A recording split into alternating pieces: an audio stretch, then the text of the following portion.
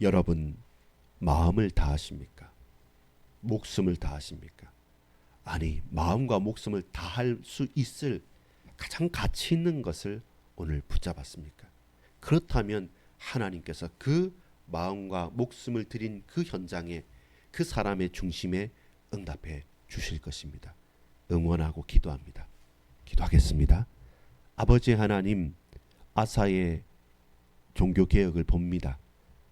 모두 다 주의 말씀을 듣지 않을 때 귀를 기울여 하나님의 음성을 듣기를 소원하고, 모두 다 제 뜻대로 제 목숨과 제 마음 중심을 자신의 유익을 위해 구할 때 나에게 가장 귀한 것을 내려놓고 오로지 주님 앞에 겸손히 엎드렸던 것처럼 오늘 우리의 일생을, 우리의 일평생을 목숨과 마음과 중심과 뜻을 주께 드리오니 주여 붙드시며 은혜 베풀어 주옵소서. 주님 홀로 영광 받아 주옵소서.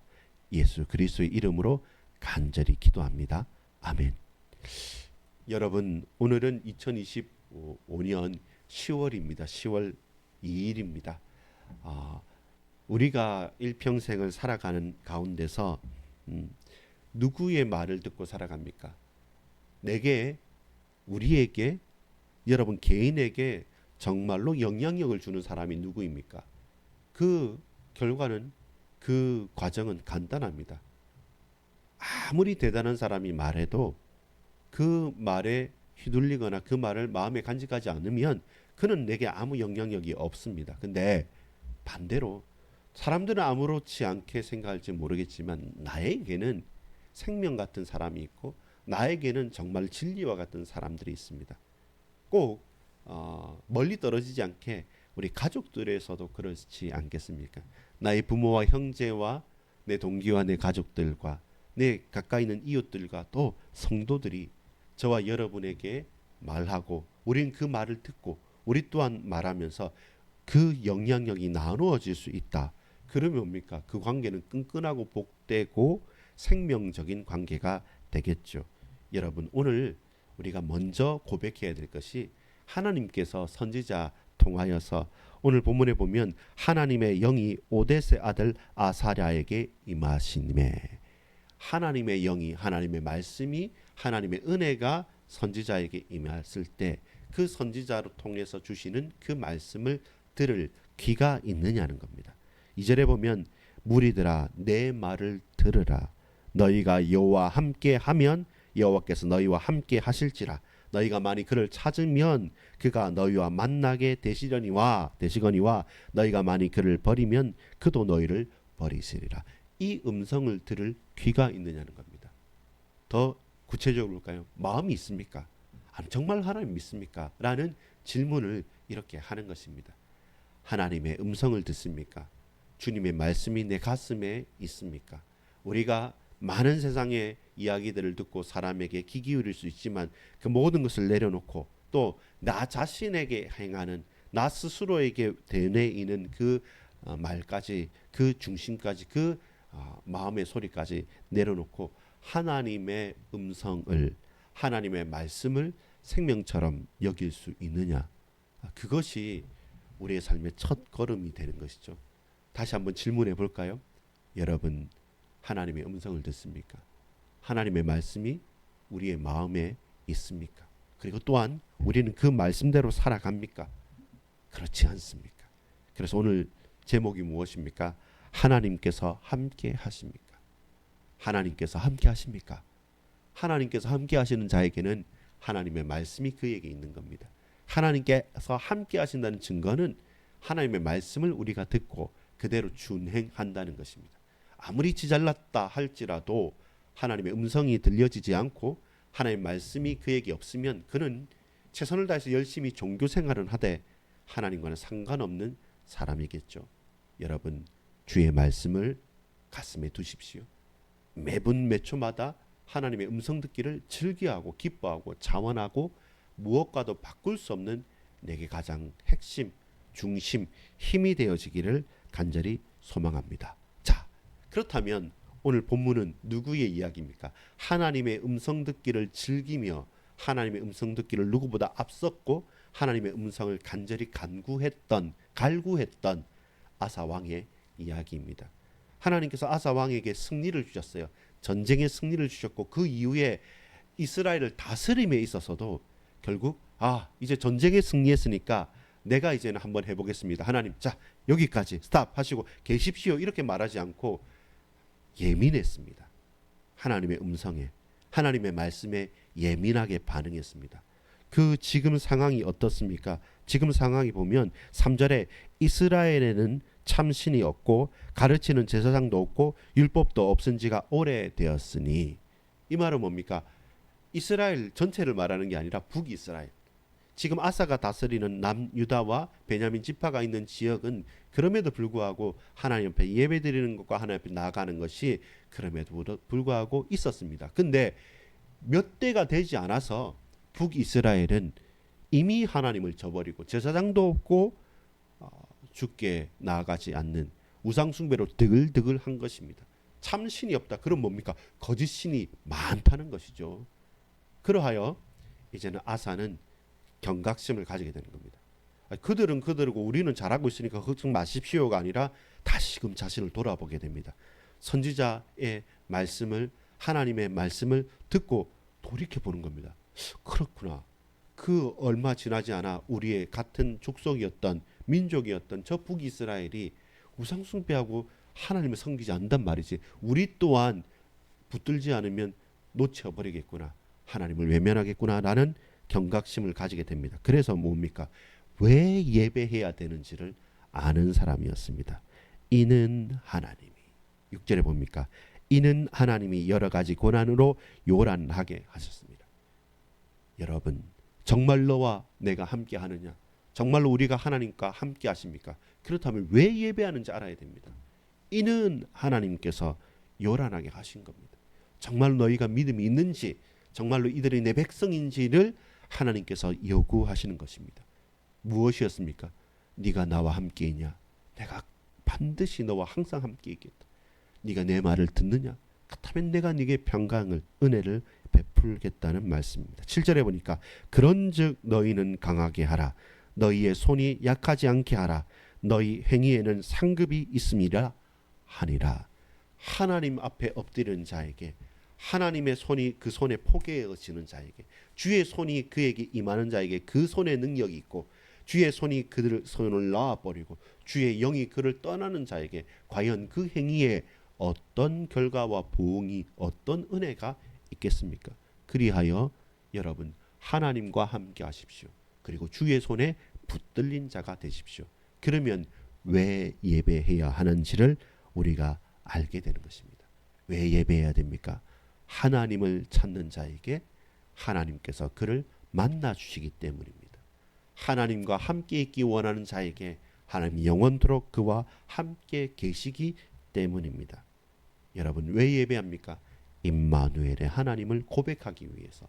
왜 우리가 예배해야만 합니까? 그 손을 강하게 하시고 그 손을 약하게 하시는 이부, 이는 하나님께서 우리의 인생을 붙들고 계시기 때문에, 우리 인생이 하나님의 것이기 때문에 우리 인생을 하나님께 맡기는 것이 예배의 이유입니다. 어떻게 합니까? 이제는 갱신하게 됩니다. 우리는 잘 지내고 있는데요, 그건 저 북이스라엘의 이야기죠. 우린 그렇지 않습니다 라고 말하지 않고 아사가 다 모으는 겁니다. 오데스의 예언을 듣고 마음을 강하게 하는 것입니다. 손을 강하게 하라고, 그 행위를 내가 안다고 했는데 아사가 그대로 마음을 강하게 하고, 왜냐하면 이것은 자기의 치부, 우리의 약점을 드러내고 찾는 것일 수도 있기 때문에 그렇습니다. 가까이 있는 사람들, 우리 민족들, 그리고 이 정복했던 그 성읍들에게서도, 그리고 저 북이스라엘에서 떠나서 하나 정말로 하나님 믿겠다고 내려왔던 그 족속들까지 전부 다를 모으고 그들에게 돌이키라고 말합니다. 우상을 제하라고 말합니다. 그리고 본문에 보면 8절 하반절에 보면 또 여호와의 낭실 앞에 있는 여호와의 제단을 재건하고, 마음만 정결하게 한 게 아니라 하나님의 제단을 또한 재건해가는 거예요. 허물어졌던 제단을 새롭게 보수하면서 영적인 갱신이 불일 듯 일어나게 되는 것이죠. 그 결과와 그 원인이 무엇이었습니까? 오늘 본문 9절에 보면 아사의 하나님 여호와께서 그와 함께 하심을 보고 아사에게로 돌아오는 자가 많았습니다. 그때 인기에 취하는 것이 아니라 결국 이들이 나에게 나아온 것은 내가 하나님 앞에 엎드렸고 하나님께서 우리에게 은혜 베풀어 주셨기 때문에 그러하다는 것을 고백했다는 것입니다. 여러분, 왜 예배합니까? 하나님과 함께 있는 자를 하나님 분명히 외면하지 않으시고 함께 하시기 때문에, 하나님을 간절히 찾는 자에게 하나님 그를 만나 주기 때문에 우리는 예배하면서 하나님을 찾아야 됩니다. 하나님 만나야 합니다. 하나님께 예배하고 그 말씀을 들어야 됩니다. 그것이 우리가 사는 길이고 그것이 아사가 이스라엘을 다스렸던 이유이기도 합니다. 두 번째입니다. 그렇다면 어떻게 예배할까요? 어떻게 예배하고 어떻게 살아갈까요? 여러분, 왜 예배합니까? 라는 것은 왜 사냐라는 질문에 또한 동일한 것이고, 어떻게 예배해야지라는 것은 또한 어떻게 살아야 하느냐의 또한 다른 방법의 질문입니다. 오늘 본문은 분명히 말씀합니다. 12절에 보면 또 마음을 다하고 목숨을 다하여 조상들의 하나님 여호와를 찾기로 언약하고, 또 저기 말합니다. 15절에 보면 온 유다가 이 맹세를 기뻐한지라 무리가 마음을 다하여 맹세하고 뜻을 다하여 여호와를 찾았으므로 여호와께서도 그들을 만나 주시고 그들의 사방에 평안을 주셨더라. 무엇입니까? 어떻게 예배합니까? 어떻게 살아갑니까? 마음을 다하고 목숨을 다하여 하나님의 음성을 듣기를 결단하는 겁니다. 신약시대 성경은 분명히 말합니다. 뭐가 제일 큰 계명이냐, 뭐가 제일 중요한 거냐 할 때 마음과 뜻을 다해서, 마음과 목숨을 다해서 하나님을 사랑하고 이웃을 사랑하는 것이 첫째 되는 계명이라고 고백합니다. 마찬가지입니다. 마음과 목숨을 다해서 하나님을 찾는 것, 하나님의 말씀 듣기를 원하는 것, 그것이 하나님을 사랑하는 것이죠. 여러분, 하나님을 사랑하십시오. 여러분, 목숨을 거십시오. 우리의 마음과 뜻을 다하십시오.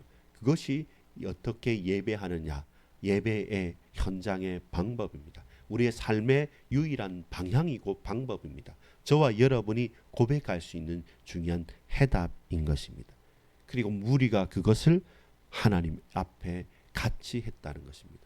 항상 그랬던 것 같아요. 이스라엘 백성들과 또 역대기의 여러 가지 기사를 보면 한 사람의 시작에서 시작하지만, 그러나 그 개인의 거듭남과 그 개인의 결단이 그 개인으로 그치는 것이 아니라 특별히 왕들을 통해서, 지도자를 통해서, 대표자들 통해서 고백한 고백이 백성들에게까지 흘러가서 전체가 변하게 됩니다. 그 영적 부흥으로 일어나는 것처럼 저와 여러분이 어제 수요 예배한 것처럼 믿음의 시조가 돼서 하나님 앞에 결단할 때 우리 온 가정과 가문이 믿음의 명문가로 거듭나게 되는 것, 이것이 우리가 집중해야 될 것입니다. 오늘 하루가 그렇습니다. 왜 예배해야 되는가? 임마누엘의 하나님을 찾고 만나기 위해서 어떻게 예배해야 하는가? 내 마음을 다하고 내 목숨을 다하여 하나님을 사랑하는 것, 주의 말씀을 청종하는 것, 그리고 이 시간 무릎 꿇고 믿음을 결단하고 우상을 제하여 버리는 것. 나 개인뿐만 아니라 우리의 온 가족이 내 현장을 온전히 주님께 드리는 것. 그것이 내 삶의 이유다. 그것이 내 삶의 목적이다. 그것이 내 삶의 방법이다. 그럼 여러분, 오늘 저와 여러분이 왜 사냐, 어떻게 사냐에 대해서 분명하게 고백할 수 있는 것입니다.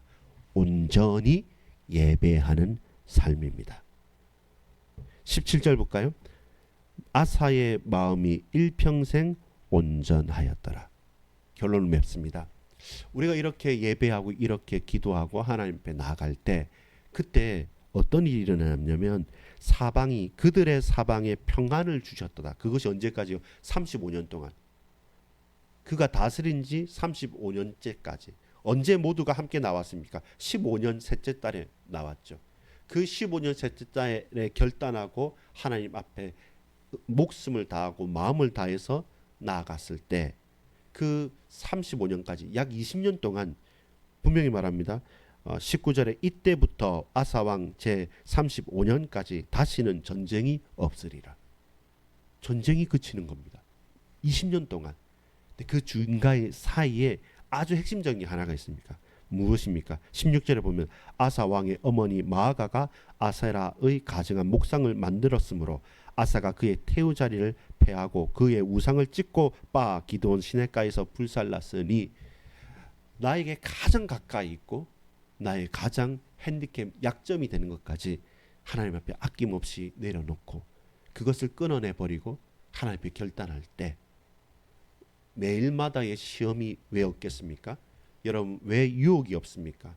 하필 우리 어머니입니까? 하필 내 아내입니까? 하필 내 남편입니까? 하필 내 자녀입니까?